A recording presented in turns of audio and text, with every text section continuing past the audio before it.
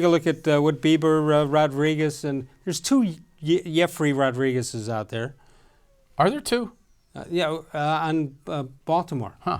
You probably didn't notice because you haven't seen too many Baltimore. I haven't watched Baltimore games. very often. I'll give you that. No, you haven't. So let's take a look at the 2019 season. Here you see Kluber and Bauer, as well as Carrasco, who's been up and down. Bieber and Rodriguez. There you see. Rodriguez is 1-3, but he's really pitched better than that. And there you have the starting pitching. And the bullpen has been terrific until last night. Yeah, I'm surprised that Bauer's ERA has climbed up close to 4 now. Yeah, well, he had a couple of bad starts. Yeah. I've been thinking, the biggest complaint you always get, and it shouldn't be a complaint, it should be a positive, that, well, the Indians are only projected to be good because of the division they're in. Now it's the other way around because the division still stinks, but they're the off team that Minnesota has to chase after instead of Cleveland. So do you say Minnesota, which I believe has the best record in the game, or maybe second at this point, do you say, well, they're only that way because that's the division they're in? Yeah. I think we all look at Minnesota now and realize that their lineup always was better than the Indians' lineup this season, and that their pitching isn't as bad as people thought it was going to be. My big question, and I don't know if you and I have discussed this, and I think we have.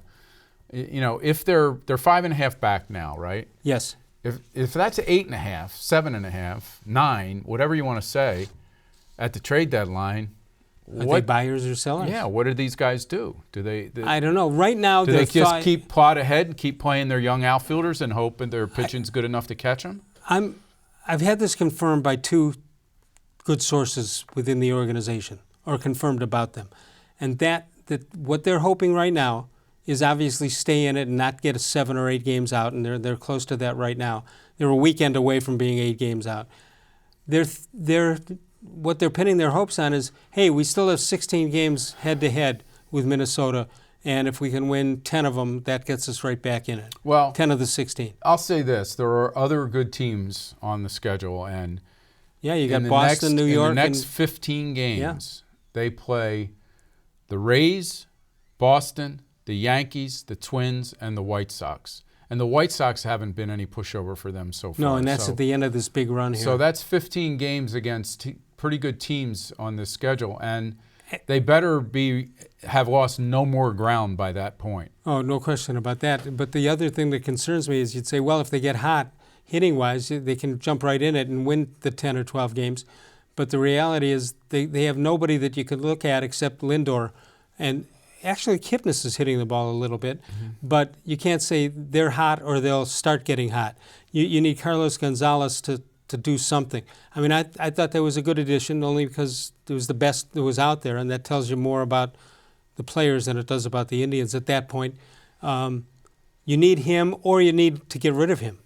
He hit, I think, 16 homers last year. We all know that, hitters in Colorado benefit from being out there. Right. His OPS in away games has always been significantly lower than it has been at it's still Coors Field. Yes. But even by those standards, right now he's underachieving by a lot. No, you need to see it some even home by runs to get back his away standards as a Rocky. What we looked at before, Bieber and Rodriguez are standing out. Bauer has allowed 14 runs in his last 3 starts. You mentioned. Yeah, that'll spike the ERA. That'll do it. You get one bad outing. And, of course, the relief pitching, you get one bad outing that ruins you for a long, long time. Brad Hand is doing well. I believe he's 12 for 12 in saves. Yeah, I think the bullpen's been pretty decent, don't you? Yeah. Yeah, I mean, I think that was one of the areas that we sort of grouped in with or lumped in with the outfield when we were talking about concerns coming into this season.